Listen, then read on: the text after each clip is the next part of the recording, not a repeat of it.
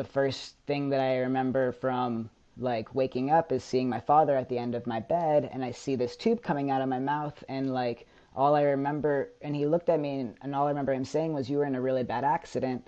And I looked at him and my eyes bugged out, like, "What are you talking about?" And then I vividly remember saying to myself, okay, if I close my eyes, I'm going to wake back up next to Adam and the dogs, and this is all going to go away because I'm in a nightmare. And Right. then that's when I closed my eyes, and then the next time I woke up was on the way of extubation.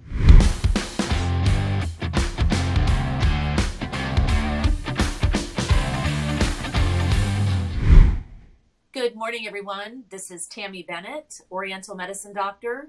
My show here on YouTube is called A Modern Healer's Journey. And I'm staring outside right now at what was Hurricane Nicole or is Hurricane Nicole. And I have a special guest with me. Her name is Elena Brandner. And Elena's here to talk about an amazing story, an inspirational story for me and a lot of the people that have been following her in the last almost year. And I'd like to welcome everyone to this very special show. And with that, Elena, I'd like you to tell me about your history in pharmacy medicine and your ambitions to work in the field of pharmacology and how that all began for you. Yeah, absolutely. First off, I just want to say thank you so much, Tammy, for having me. I'm stoked to be here, so I look forward to what this conversation is going to bring. So as far as pharmacy goes, I always kind of had like this high affinity for math and science when I was in school, and I grew up in a family where my whole family like immigrated here from Austria, and my dad to me was like the definition of what the American dream was. He came here, he started his own business, was able to cultivate this awesome family, and live a really nice life. And so what he always like instilled in me when I was a young kid was job security, job security. And so the first thing that came to mind was the medical field, because both my siblings, my brother and sister, were also in the medical field, or are also in the medical field. And so the next question was, okay, well, what do I want to do in the medical field? And my brother actually is a pharmacist, and so I kind of saw what he did and how he did things in his outside life, outside of work, which was at that point in time like really great. And I kind of wanted to reflect that, and so then I started thinking, okay, well, to become a doctor, that's going to take X amount of years, and I'm not really willing to put that many years into it. So I went into pharmacy essentially, and when I was there, I struggled a lot with wondering if this was really what I wanted to do, or if I was really only going after it for the money aspect of it. Um, and so as I progressed through pharmacy school, uh, there was a few times where I was like, I don't know if I can go on and continue this, to be honest. And so I chatted with like academic advisors, and really kind of felt my way like throughout the whole process. And then I stumbled across this conference in Salt Lake City. It was a substance use disorder conference, and at that point in time, that's what was really kind of my niche. Like I really liked that aspect of, I guess you could say, medicine, because there's nothing, and at that point in time there was nothing better than like seeing somebody go from rock bottom all the way to recovery and having that story. And so when I went to this conference in Salt Lake City, that's what I saw. And this conference was not just it was mainly just pharmacists that had struggled with like addiction and stuff like that, and other substance use disorders. And so when I went and like connected with all of these people, I like realized that there's kind of a disconnect happening in the healthcare system.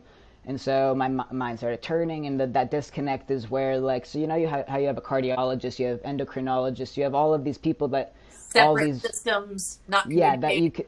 you yeah that you go and you follow up to after you get diagnosed with whatever it is that you're going through. And but with people with addiction, like they go through sober living, and they do AA, and they have like these sponsors that they follow up to, but that's after sober living, like that's the extent, right? So like then they kind of like fend for themselves, or they like are in hopes of having a primary that is able to prescribe the medications needed for further recovery. And so that's kind of where my mind went. I was like, okay, this is what I want to do. I want to bridge that gap. And then the bureaucracy of all of it started getting into my head. Like, I don't know how feasible this is, like as far as funding goes. And so I kind of backed away a little bit from it.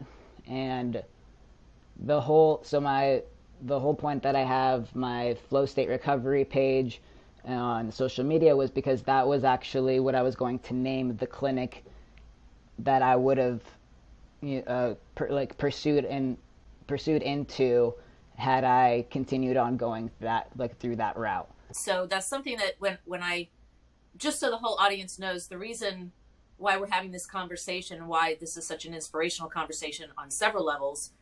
One level is that you suffered a serious setback in your career, having an accident last February, a really bad car accident here on I-95 in the state of Florida, for all those that are watching everywhere else.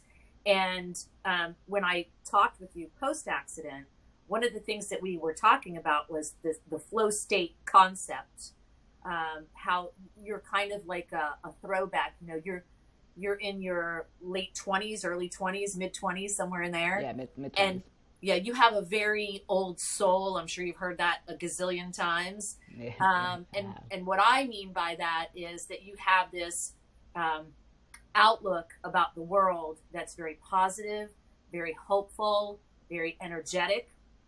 And even through this serious setback in your career, this accident, you've managed to come out of this and be inspirational on several levels. So I wanted people to know this. So can you fast forward a little bit and talk about how far into the pharmacy program you were in prior to the February accident? So I graduated pharmacy school last May. So I was done. I had taken time off because I was burnt out, because I was nonstop from the moment I went into high school to the moment I graduated pharmacy school. Like that's how intense it was for me, or I guess how intense I made it for myself.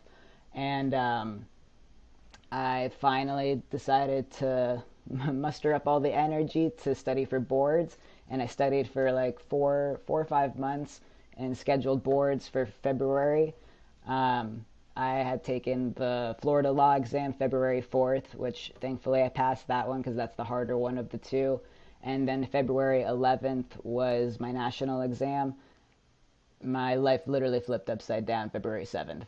So timing, you could say, was not on my side. Yeah, I would say so. So tell me about your life in bodybuilding, again, prior to the accident, then we'll talk about the accident and what you remember. Yeah. I know you don't remember a whole lot, but I've seen the images that you sent to me that we're going to share with the viewers after this interview, which are amazing to look at. So I would ask people to stay tuned to the end of this so you can really see the scope of what we're talking about. So tell me about bodybuilding. When did it start? How did you fall in love with it? How did you get in such great shape? Yeah, no, absolutely. So I was always kind of an athlete growing up. I always wanted to be with a ball. Like, give me a ball and I'll have the most fun that you could imagine. And it wasn't up until like 7th grade, I think, where that was the first time I had stepped into like a weight room and like actually benched and things like that. And then from that point on, I kind of fell in love with it. And so I was really into basketball in high school, and so everything that I did was to get better in that sport. And so that's when I started like going to the gym a lot and going into excess amounts of workouts and things like that.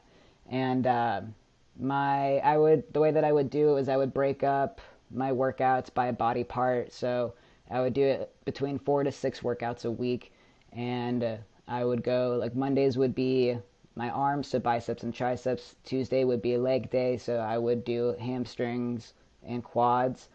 And then Wednesday would be back day, Thursday would be shoulders and chest, and then Friday would be either repeat arm day or maybe some mobility work or things like that. And then Saturday would be my choice of whatever I wanted to improve on or see or work twice as hard that week. Okay. And you did that for basically your whole adult life? Yeah. Yeah. Okay. And let's talk about flow state as it relates to bodybuilding. So the idea of what I have for flow state and the way like the image that flow state has like to society is essentially like kind of, you know, you go with the flow of what life brings to you, and how you react to it is kind of like what's going to happen. And in terms of, for, you know, for how I originally started it was for people with addiction, it's like coming back to that flow state of mind where like you're back to like you, who you are, like your true essence, and like continuing on with like what life is bringing towards you, but staying true to you. Does that make sense? It does. So let's fast forward then to February 7th and that huge disruption in your life. Tell me what you remember about the accident. I remember absolutely nothing about the accident. Um, all I can remember is that morning I woke up to go to a doctor's appointment, and the last thing I remember seeing are like walking out at the door and seeing my boyfriend and my dogs in the bed and saying bye. That's all I remember. And then, uh, as far as like the next thing I remember after that would be waking up, seeing my father at the end of my hospital bed, and because they were putting me on and off sedation, essentially. Okay, let me rewind real quick. Yeah. So I never lost consciousness from the accident. Um, I I was like I was aware. I mean, granted, I had gotten a concussion from what I was told because I got to meet the paramedic that took care of me that day, and she said that I was there, but then when I fell out of like being with it, she said that I was just confused and annoyed that I couldn't do what I wanted to do, which is, she said I was stubborn, which makes total sense. Yeah.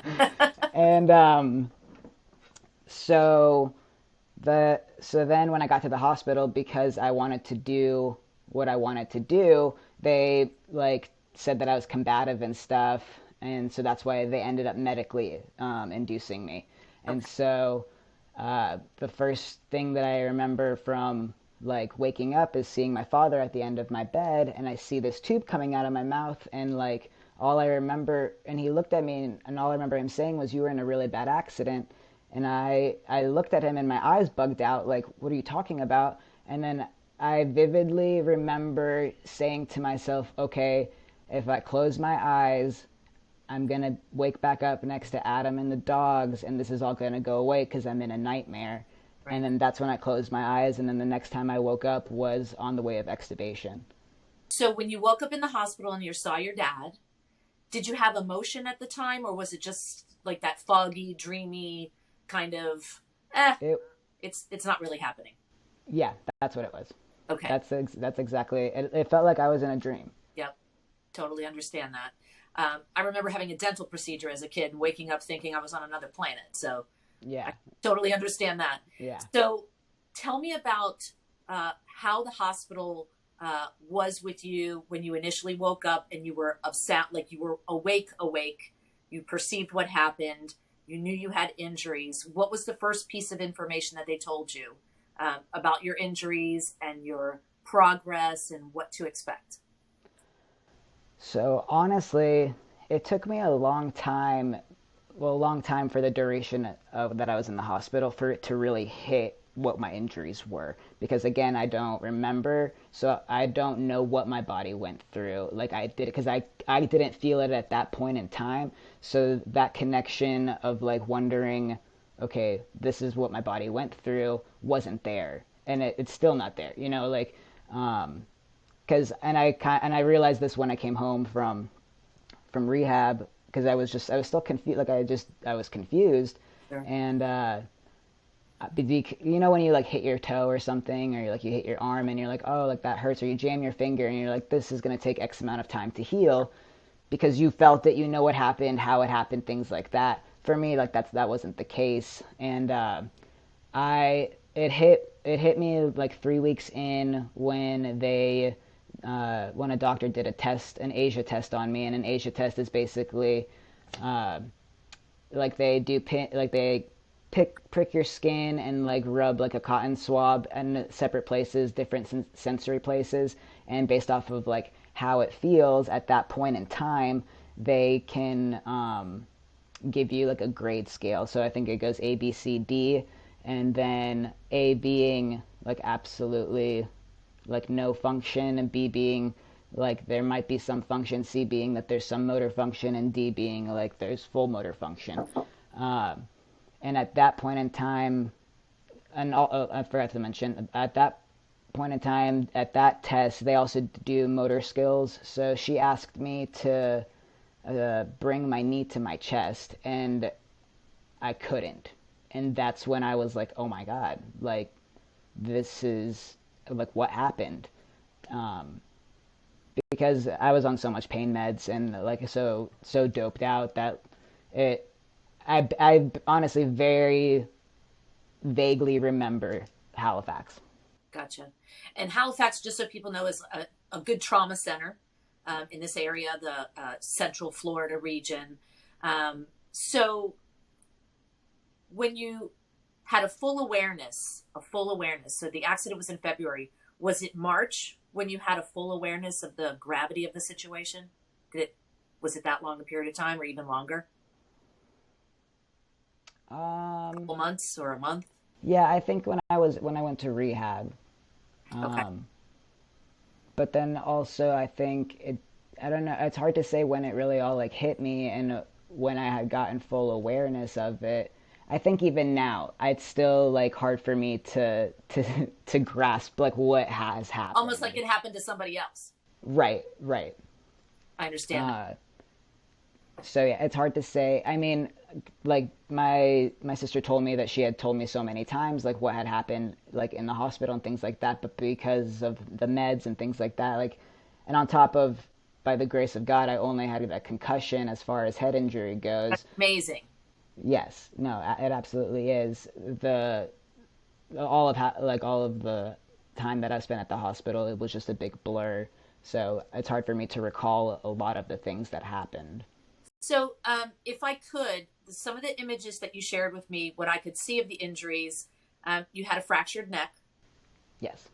you had a Yeah, fractured so arm. I had a C2 hangman's fracture from, I assume, from a major whiplash, and then I had a C6 and C7 fracture as well, as Okay. far as my neck goes. And then was it your clavicle and your arm? Yeah, so my left clavicle and my left scapula uh, got pretty torn up, and then my right arm, if you can see the scar. I have a really good image of it on some of the stuff that we're going Yeah, to show. But yeah, yeah. so that was snapped in half essentially, but I was told in the hospital the reason why it wasn't a compound fracture, meaning the bone coming out of the skin, was because my bicep and tricep were strong enough to like hold, yeah, to hold my arm in place, hold my bone in place. A credit to your wanting to be involved in exercise at a young age. So kudos to Yes, that. yes, absolutely. And then your lower back, you had surgery. Yes, so I had a 6 hour lower back surgery the following day, February 8th, Wow. and it was because my L2, which is in the lumbar region of your spine, was completely burst. Um, and in the radiology report on the X-ray, you can see all the little fragments just annihilated, and that's what they went in. And essentially, they did a couple fusions, so T12 L1 fusion, and L3 L4 fusion, and then decompressed L2. Okay. And you did not fracture any leg areas, so your legs were good, with the exception of Nope. you had road Yeah. rash on your foot. Yeah, which took my pinky toe, Yeah, so I had to get an amputation on that, which gotcha. is okay. You don't really need your pinky toe. Yeah, I remember you telling me that way back when. I'm like, okay, well, yeah, I guess you're right. You don't need a pinky toe Yeah, it's for all one of what you one went through, yeah, one less thing to stub. right? So I remember you telling me that part of the care that you received, not the traditional medical care, but some of the energy healing and some of the work that your sister did with you was outside of the traditional care. Do you want to talk about that a little bit about people doing energy work, giving you love and light from God and from the universe, and your sister's nurturing ability with you, and some of the things like bone broth and things that you use to get yourself out of there quickly? Yeah, no, absolutely. So my sister's a nurse, and so that's why she was able to be an advocate for me uh, throughout this whole entire process. I also had another really good friend of mine named Courtney, who's also a nurse, who was also a very big advocate for me. Uh, and they were kind of the ones just making sure of like staying on top of everything that needed to get done. And one of the biggest things that I think had an impact was that my sister gave me my tube feed. So we didn't go with the traditional hospital tube feed, which makes a big difference. And I don't think a lot of people know that you can, like, if God forbid, something happens to their loved one, that and they happen to have to get a tube feed, that they can actually supply, like, they can blend their own food as well and then give that to the person. Yeah, I had no clue that that was even possible. I thought hospital protocol was hospital protocol. No, like my sister went to the trauma doc and had said, "Look, I want to give her this, like, the tube feed that, like, I know is good, and, like, do all this." And the trauma doc said, "No, honestly, nobody's ever asked me to do that. You go ahead and do it." And so that's what she ended up doing. And there's better branded tube feeds. Of course, it costs a lot of money, but it's worth it because when you think about the setbacks that happen in the hospital, I mean, to Secondary infections, lung correct, yeah, issues. Yeah. right. And so one of the tube feed that she gave me was called Real Food Blends, I think. One sec. It was called to yeah, Real Food Blends. Okay. And so when you compare the ingredients from that to what is in the standard protocol, I mean, we're talking like 5, 6 ingredients versus a whole 30 plus ingredients. You know what I mean? Yeah. And it made a really big difference because like even nurses, excuse me, even nurses had made comments saying, "I can't believe we don't have to replace her electrolytes." Uh, and they didn't like that, and that's a big thing. And they also had said, like, because I didn't get any infections while I was in the hospital, thank God. Yeah. And so that was a really big thing. um, but then, the thing about it is that the hospital doesn't promote these options to people, and so then it starts making you think, okay, are you here to, like, really make my person, like, healthy, or are you just here to take more of my money? Yeah. And so that was one of the really big things. And then as far as other things, my friend Courtney works, she has, like, her own IV company, so she's a mobile IV. And when I had my arm surgery, she had noticed that, like, there was my arm was, like, getting very edematous, and had said, like, there's something wrong with the IV, like, that's not a good IV. And it took her 2 full days to essentially, what's the word, persuade or, like, convince them that the IV was faulty, because they finally then did, like, an ultrasound, and because she had said, she's like, do an ultrasound, like, there's probably going to be clots, like, Clots. Yeah. yeah. And that's exactly what there was. And then that's how, so small things like this happened throughout, by having these by having my advocates for me that essentially, saved a lot of, saved me. Yeah. And as far as the energy healing goes, so I also have some friends that that are chiropractors, and they're actually two of my best friends, and who had been with me, like, through this whole entire thing, and continue. They're still here, like, still with me, and they they actually came and would do, and I think I sent you a picture, but they would do, like, adjustments and stuff. But the way that they approach chiropractic is through BGI, which is biogeometric integration. And so they find, like, the disconnects of energy, like, in your body, and based off of that are able to figure out, like, where to either move it or how your body kind of reacts to it, and go through that, and go through there. That's very Chinese medicine like. That's my area of expertise. I've done acupuncture on you, and that's one thing that a lot of people don't realize, the subtle energy versus, people think chiropractic, they automatically think spine cracking, you know, that's common.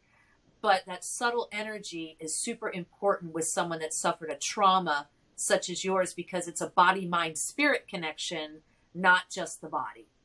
Yeah, no, absolutely. And that's been one of the biggest things because once trauma happens, it's not just like physically present. It's like now stored internally, and you have to now find ways to dissipate that energy so that like things can move back into a flow state of mind. You know what I mean? So that's the idea.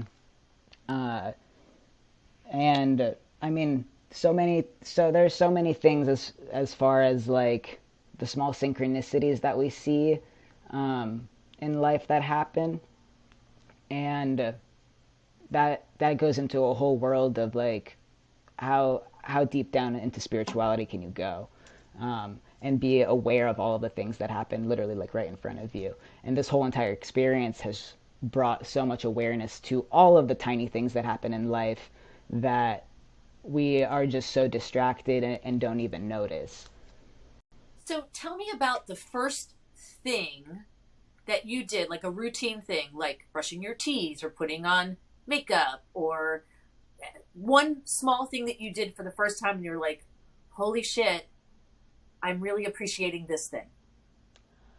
Putting my t-shirt on by myself. Right? um, or maybe not so much by myself, but the first time I took a shower, because that was a long time, Yeah. and it wasn't a relaxing shower. I was in a lot of pain in that shower, but I just made me think like, wow, these are the things that we don't think about. Yeah. Um, and I mean, it's all the small things that we don't think about, and I mean, it can go all the way from just like using the restroom, you know what I mean? So Sure. there's there's a lot of things that are in front of us that we fail to see because of all of the distractions that this society gives us. And I think that that's like, and it's sad because we're truthfully like so rich, like as just despite like what a person's income is, you know what I mean? Like just as like a person that's living this human experience, like we are rich in so many ways that we don't even realize. When you first had the physicians come in, and did they give you a prognosis? Did they leave it open and say, you know what, you're young, you're resilient, things are going to come along? Was there anything like that mentally that pushed you down that you had to overcome? No, so like I said, I vaguely remember Halifax, but what I was told was that one of my neurosurgeons uh, told my father and my boyfriend that I was going to be paralyzed forever, and the other surgeon I had pulled my sister aside and explained my injury to her. Um, like drew a whole entire diagram, explained it, and said to her that there's a chance that I can walk again because my injury is incomplete. And that's all I had to hear. Those are the words I had to hear, and that's all I needed to know. And that's kind of Game on. like, yeah, exactly. Like, could just that's how I continue like pushing forward, and and I look forward to the day where I can, where I walk back into that neuro office and I can say like, can I see the the neurosurgeon that told me otherwise? I So I think it's really important for physicians, because they're in. I'm going to advocate both ways. So, as a physician, most people get into the business for one of two reasons: compassion or money. Sometimes both, right? They want that satisfaction of somebody getting well. They want to help take care of people. What happens, though, I think in a lot of cases, is they see so much devastation that they become very cynical, and they yeah, don't take that flow state approach like what we're talking about. They don't take the that glass half full and disseminate that to a patient, and I think that's detrimental to the healing process as a whole. There's always hope, and there's always a yeah, way. Where there's a will, there's a way. You're living proof of that. Sometimes I see your videos. We've been video chatting constantly, and some days I act like an ass. And I'm like, oh, I don't feel like getting out of bed. I'm tired. I'm like, Jesus, how tired am I really? Like, what's today supposed to be like? And mentally, how many people's lives will I touch? So people have to really get back to that mentally. So when you're working out and you're in pain and you're feeling the bone break areas and your muscles are tense, tell me what your brain does. How do you persevere every single day? Like today, you're gonna in the middle of a storm, you're gonna be driving to Core to do your therapy. So how do you? Well, actually, they're closed. Otherwise, I would be. Oh, didn't know that. But I can do therapy at home, so I'm not worried about it. Yeah. So Um, how do you get out of bed? How do you get motivated? so I'd be lying if I said it wasn't a struggle every day, because it is, and I'd be lying if I said I didn't find myself in really dark places throughout this whole process, places that I never thought I'd ever in my entire life be, and I think a lot about just the fact of like I always told myself prior to the accident that I kind of always get what I want. If my heart really, really wants it, I know that I'm gonna get it, and because I know how to put the work in. I know how, and as long as I do my part, God's gonna reward me in the way that He thinks that is that as what the work that I put in is what I will receive back. Okay. And I I don't know. I guess I wake up and I'm like this can't be forever. There's no way that this can be forever.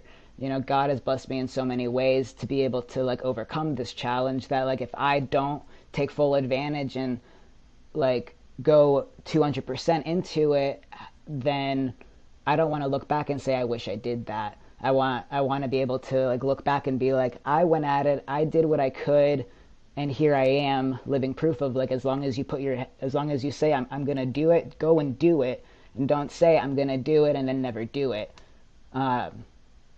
But and then I think about all of the people in my life and all of the people that have reached out like since my accident, and I mean it's been overwhelming, and I'm so grateful and so blessed by all of it.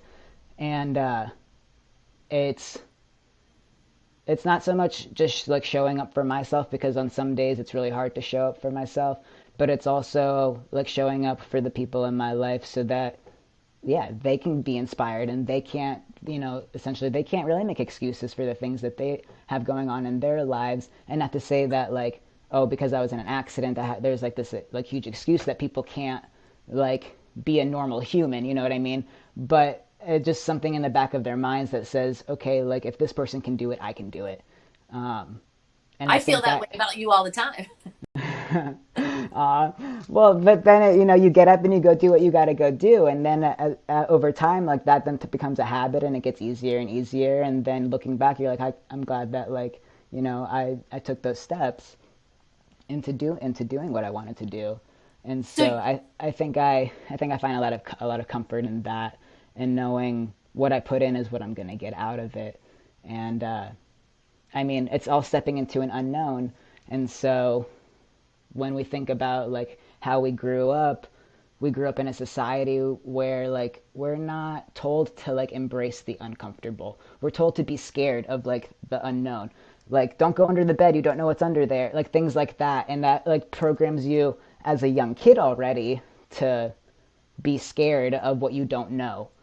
And I think that's a big setback as far as uh like like for kids growing up. I think that you shouldn't be scared. Like you should go and dive into the unknown and embrace it in full and see what happens, because that's where you can go ahead and that's where you can create whatever it is that you want. that's good inspiration. And I'll think about this every day when I feel like an ass and I don't feel like getting out of bed, walking the dog and doing all the things that I have to do, exercise and so No, on. you're a busy lady. Don't give yourself Don't such give a me hard time. excuses though. See, that's a way out. That's no bueno. So I want to know what your health regimen is now. Supplements that you're doing as far as like vitamin C and D and bone broth and some of the things that you're taking, and also the regimen to getting you to walk again. So I know you're walking.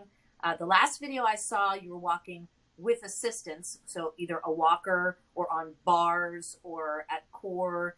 So what's going on there? And is your clavicle healed up? The arms healed up? Is the neck all healed up? What's going on there? Okay. Yeah, so I'll first start with the supplements that I'm taking. So I take collagen every single day, and Powder then or yeah, okay? yeah, I take a powder. I just put it in my coffee, and then I do cod liver oil, uh, Dr. Zelenko's Z Stack, which is zinc, vitamin C, um, shoot, zinc, And vitamin C, everything. vitamin D, and then there's one more thing that allows the zinc to come into the cell. I can't think of it right off of I my should head. know This this too, but I don't. I've explained it so many times, and right now I just can't think about it. It's okay. Um, and then I do B12, magnesium. I do this Cataplex C, which is also a vitamin C complex. And then I I'm not currently on, but I was like cycling peptides. Um, I did TB 500 and BPC 157. So I did TB 500 for 4 weeks, twice a week injections, and then BPC 157 for 4 weeks, twice a week injections. And those are basically peptides. So TB 500 is a synthetic version of thymosin beta 4, which is naturally found in your body, and then BPC 157 is actually found in your gut. And so when we think about our gut, we think like, okay, that's like the ruler of our body, right? Like Sure. our gut biome dictates a lot of what happens. And so these two peptides have been known to do a lot of healing. And honestly, I'm at the point where like I'm going to throw a kitchen sink at everything and just and see what happens. Because again, we're stepping into an unknown area. I even brought up peptides to my internal med doctor in rehab, and he was like, if you're going to do that, you would need to find somebody that's doing investigational drug studies. And I'm like, okay, well, forget I asked. And Well, that's where your knowledge of pharmacy medicine comes into play because you're by nature a researcher, right. and by nature you understand the body. So, and that's something else I want to convey to the people watching this. Anybody in a circumstance like yours, or that has a family member, I want them to hear what someone's doing so that they have an idea of what they can start looking into. How did you learn about peptides? Was that just through your own research? So the bodybuilding world has kind of that's kind of where like you dive into like all of these like supplements and things like that. Um, and my boyfriend was also somebody who brought light to peptides. I mean, already like a year ago or so. And so I had already done BPC 157 due to having some tendonitis in my arm from bartending so much. So I figured, okay, well, I of course I'm going to try it for the injuries that I have now. And so I've done 2 cycles of each one, and the things have been going well. I can't say that they haven't been. And as far as having of the background that I have in pharmacy, when I was in rehab, so the whole thing of pain management is a big, huge ordeal. Not Talk even about drug just addiction. yeah, yeah. And so their whole idea was, okay, we don't want you on these narcotics. How about we put you on something like gabapentin? And that at first, I was like, the first thought in my head was, no, I don't want to go on gabapentin. Um, and after my sister had done some research, and then me just sitting in rehab and just like thinking, okay, like why would I want to go on something that essentially blocks like maybe not blocks, but distorts the messages that your nerves send to your brain. Because if we think about it in terms of nerve pain, um, when you take gabapentin, wherever you're having nerve pain, the nerves are going to send distorted signals back to the brain, and to basically say, okay, there's something going on there, but not to the point of where it hurts, and like disrupt all of that signaling. And And you're so not going to know good pain from bad pain or discernment of when you're reconnecting some of the wires that have been disconnected, so to speak. Correct. And so, like, for my injury, if one of the biggest things for me is rebuilding neuroplasticity, why would I want to stop that signaling from happening? But for somebody that doesn't have that background, how would they ever know? And so you have all of these patients that have spinal cord injuries that are on gabapentin, and it's like, okay, well, if you're, gabapentin has been shown actually in recent studies that it stops a new brain synapses from happening. And so when we're thinking about, okay, all of these nerves are damaged and now they need to find their way again, how is that possible when you cut that sensory off? Right. Counterintuitive to repair. Yeah, exactly. So what did you do for pain instead of gabapentin, or did you do it for a short period of time and then come off of it? No, I just did narcotics, which is unfortunate, but they have a time and place for their Sure. reasons. Yeah. Um, And and so how did you self modulate? Obviously, you know more than the average bear when it comes to how to titrate up, titrate down, and so on. So how did you use them effectively and not run through the cycle of addiction like a lot of people do? so I so actually in Halifax, they were giving, like, my sister had to kind of fight for them to give me more pain meds because I was in so much pain. I just got thrashed around on the ground. So I was very hypersensitive, and they were giving us a hard time. And then finally, they were able to titrate. They decided to titrate up. And then when I came into rehab, I was still really hypersensitive my first week. I mean, to the point where people, like, nobody could move me. And if you moved me, you had to move me with open palms because the tips of people's fingers would go penetrate so deep onto just like the surface of my skin that I would be in agonizing pain. And so when I was in rehab, I was on quite a bit. Not when Yeah, I mean, I was on quite a bit. And so, but when I came home, I just like said, like, I'm not taking the harshest one anymore, and that's when I stopped. Which the harshest one was like Percocet, something like that. Okay. And I still am in a lot of pain, and I went from, instead of being on like a control 2 substance, it's now I'm on like a control 4, which is like tramadol, which is on the lower grade of the narcotics list. Still a narcotic, but just on the lower side. Gotcha. Um, And do you take as little of it as possible just to get through the day yeah. through workouts and stuff so you can manage to get back up on your feet? Yeah, and honestly, so I don't have a lot of like lower. I don't have a lot of pain from my injuries, to be honest. It's more so from sitting all day, and that's the irony of it. So it's, when you sit all day, even prior to the accident, sitting all day and your butt hurts and you get up and you move around and then you're good, right? But, well, I don't. For me, my getting up and moving around is not going and laying down just to get pressure off. I mean, I can move around and stuff, but the pressure still is there when you go back to sit Well, and down. now you've got hardware in your body, which poses a set of different difficulties. So I've Right. seen your workouts. Your upper body seems very strong.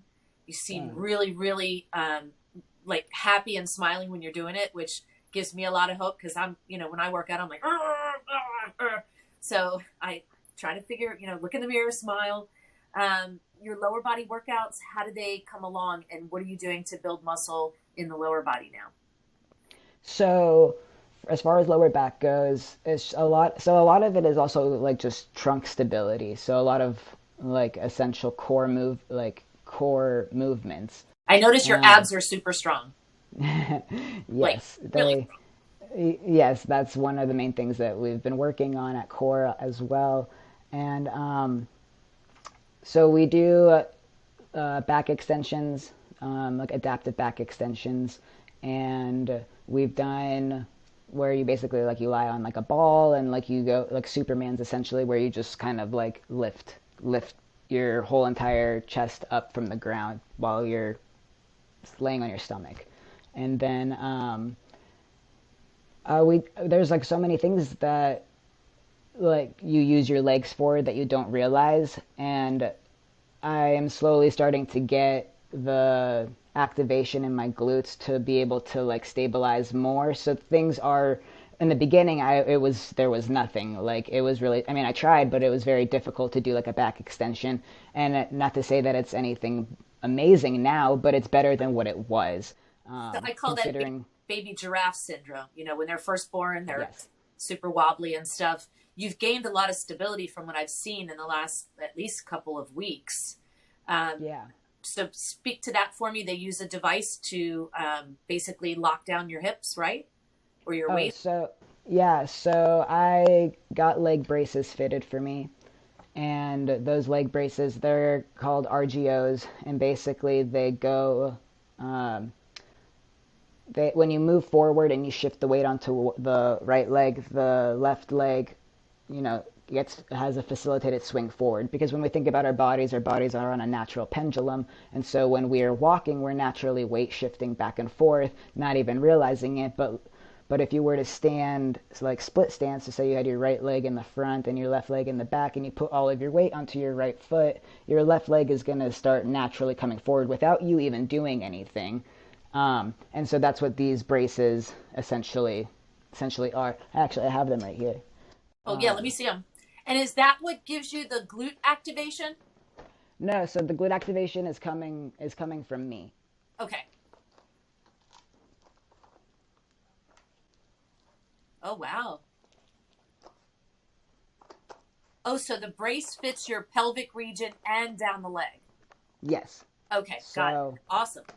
yeah, and so they go based off of like a weight shift. So like when I go forward and I put all of the weight onto like the right foot, then the left leg like naturally comes. But I have hip flexor activation, and so I am able to swing my legs forward. This just helps facilitate and keep everything kind of stacked so that I don't buckle like a baby giraffe. Gotcha. And do you do electrostim as well? Are you stimming the muscles? Yes. Yes, we do a lot of that. I use an FES bike, um, which essentially is like a, okay, sorry, Sure. essentially is like a automatic like bike, but they put electrodes on you and you sit down in it and you strap your feet in and you put the electrodes. For me, I'm doing quads, hamstrings, and glutes right now, but you could do quads, hamstrings, and tibialises, things like that. And they, based off of how, so say you are riding a bike and the muscles that are engaging as you're riding the bike, the FES bike with the e-stim on it essentially contracts your muscles in the way that is if you were actually like riding a bike. And so that's how we start building muscle, or regaining muscle in like my lower extremities, because I had so much atrophy from the accident that was a big limiting factor as far as being even able to strong enough to even hold myself up.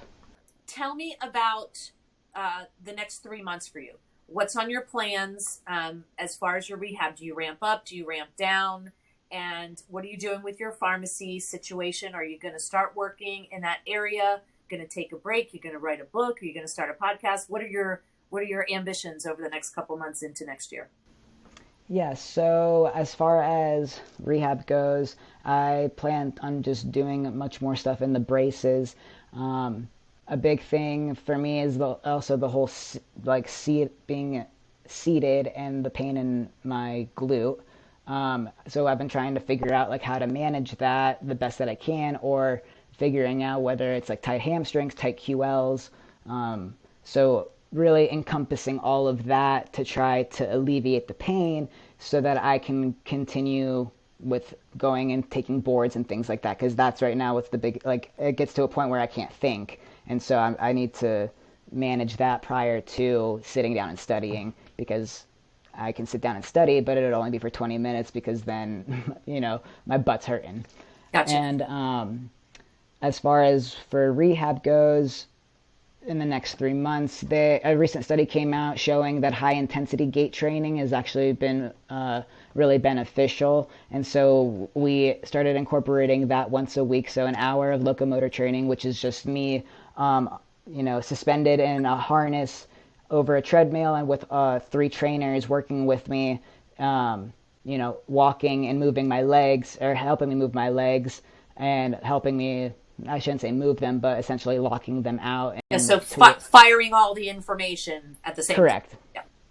Yeah, yep. And so we do that once a week. I do an hour of aqua or an hour of pool therapy a week, and then we do floor work for an hour throughout the week. And then it's really just lower extremity strengthening after we've kind of hit all of the targets for the week. So I go 3 days a week right now for 2-hour one-on-one sessions, and then I go early every single time to hop on the FES bike in order to just get that much more like e-stim into my lower extremities.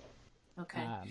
And then have you thought about talking, other than doing this, talking to peers about, supplements and wellness, podcasting or writing a book or a diary or anything like that in the future? Yeah, no, I definitely have some thoughts that I would like to potentially pursue and go on with. A big one, it would be the whole flow state recovery, and kind of taking that and making it